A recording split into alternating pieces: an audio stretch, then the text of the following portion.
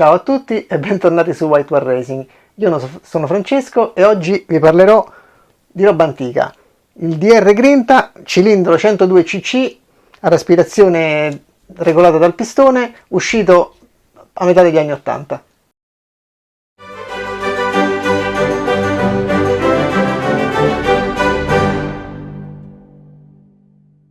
Allora, eccoci qui con i nostri due Grinta DR.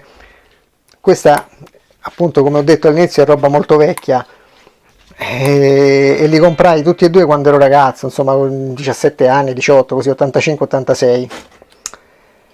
Questo qui è come era il cilindro originale. All'epoca, devo dire, non ne fui molto soddisfatto. La DR mise in commercio questo cilindro quale alternativa agli altri 102, ma anche quale possibilità di far funzionare il motore bene, secondo loro, anche con valvola rovinata, perché si poteva mettere un tappo e sfruttare appunto l'aspirazione sul cilindro. Il collettore d'aspirazione veniva ancorato qui, vedete che la forma è uguale a quella del carter. Ora, come funzionava? L'aspirazione era regolata dal pistone e questa era la luce che il pistone scopriva. Ve lo faccio vedere anche da dentro. Ecco, vedete, da queste due luci gemelle ai lati del terzo travaso entrava la miscela nel carter. In più il pistone originale, che adesso però non ho qui, questo è uno che ho adattato dopo, vi spiegherò che cosa ho fatto sull'altro cilindro, aveva un foro quadrato che a punto morto inferiore scopriva l'immissione del terzo travaso, per cui il gas entrava da questo buco quadro e usciva dal frontescarico normale. Poiché davanti all'aspirazione c'era l'ingombo del terzo travaso che hanno voluto fare ugualmente, e l'aspirazione era abbastanza limitata, per cui dovettero esagerare un po' con la fase di aspirazione, che ho misurato addirittura di 164 gradi, quindi 82-82, e il ritardo era tanto. Io all'epoca ero un ragazzo, mi piacevano tanto queste cose, ma non avevo grande esperienza e neanche tante competenze e non riuscii a farlo funzionare bene.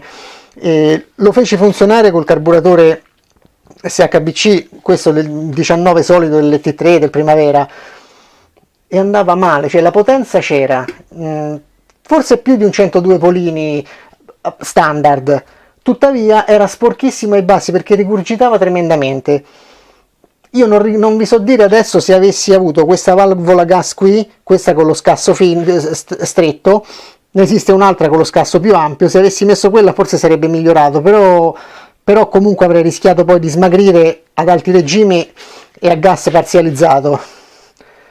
E insomma all'epoca rinunciai. Questo qui, tanto per darvi dei dati, ha questa fase di aspirazione di 164 gradi, a 114 gradi di travaso e 163-164 di scarico, quindi con un differenziale di 50 gradi e poi considerate anche che aveva dei fori booster, non è generoso come cilindro, come capacità respiratorie, per essere dell'epoca era un buon cilindro, travasi di base piccoli, però insomma ben fatto, la potenza infatti c'era.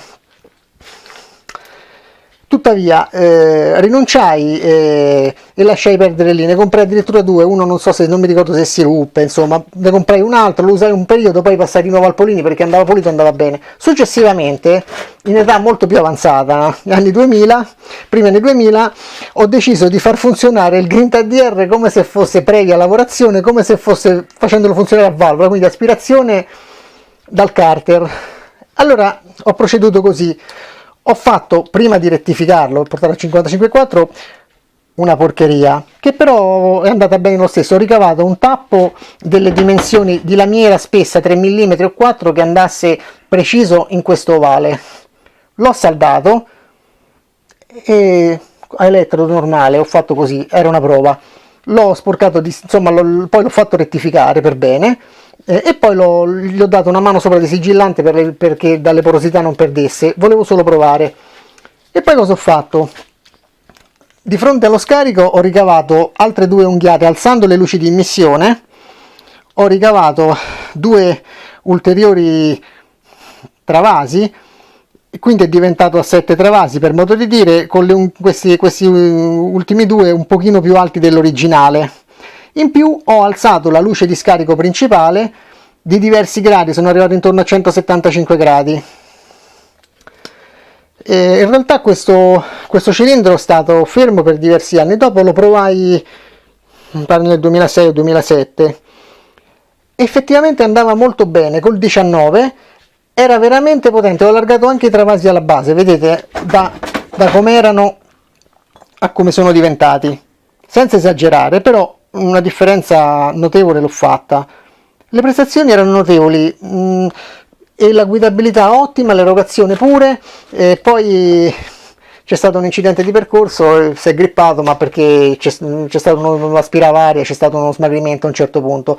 Quale pistone ho usato? Ho usato un pistone DR normale, al quale è stato eliminato il traversino che separa le due luci per la classica unghiata DR, in modo da poter alimentare efficacemente anche i due travasi aggiuntivi che ho realizzato, perché appunto morto inferiore questa grande luce si posiziona in modo da alimentare la centrale e le due laterali, e avevo visto che il grano fascia non andava a finire sulle luci. Effettivamente l'ho usato un certo periodo, poi c'è stato questo grippaggio dovuto ad altre cause, però è stata un'elaborazione riuscita ed è stato un modo di utilizzare questo cilindro che altrimenti, come era in origine, dava molti problemi, cioè un'erogazione molto sporca. La testata alla fine era la classica testata DR che loro definivano, io mi ricordo da ragazzino leggevo queste cose, testata ad alta turbolenza, insomma giudicate voi, insomma non c'è una banda di squish che sia tale, è una testata un po' così come viene, però insomma quest'era. D'altra parte qui, come ben sapete, sostituire le testate non è facile, scambiarne una con un'altra, perché poi non corrispondono i fori filettati, ci sono delle piccole differenze per cui non bisogna metterci la sua, c'è poco da fare. E tutto sommato in questa maniera è stato un buon compromesso, via, è un esperimento interessante. Una precisazione: questo lavoro un pochettino alla Carlona è stato fatto perché non si poteva mettere un tappo. Il tappo, mettendo un tappo su questo foro in modo da occludere usando l'altro prigioniero qui, mi avrebbe impedito di montare il collettore, perché va a interferire con i prigionieri che escono dal carter, quindi è impossibile, bisogna rimanere a questa quota per non urtare. Questo è il motivo di questa schifezza che ho fatto. Aggiungo qualche piccolo dettaglio circa le prove di marmitte che ho fatto con questi cilindri. Allora, da ragazzino, quando non sono riuscito a farlo andare bene con la sua aspirazione regolata dal pistone, tentai con la Polenia banana e non andò bene, non certo per colpa della marmitta. Successivamente, quando ho elaborato il secondo cilindro e l'ho fatto funzionare a valvola, l'ho provato con la marmitta originale del PK, andava bene, poco a lungo. Con la Sito Plus molto meglio, il motore arco di utilizzo un po' più ampio, a lungo maggiore, e poi meglio di tutti con la Shaft, con questa qui, eccola qui, che si è rivelata adatta a questo cilindro e con la quale ho superato i 100 effettivi, andava molto bene. Poi è sopraggiunto un grippaggio per aspirazione aria dal collettore d'aspirazione e così la prova è sospesa, però siamo ancora a 55,4, può essere fatto 55,8, quindi possiamo ritentare. Se ti è piaciuto il video, lascia un like e condividilo con i tuoi amici. E ricorda, White War Racing non è un'officina, ma un'associazione sportiva dilettantistica che prepara motori solo a fini sportivi e solo ai propri associati.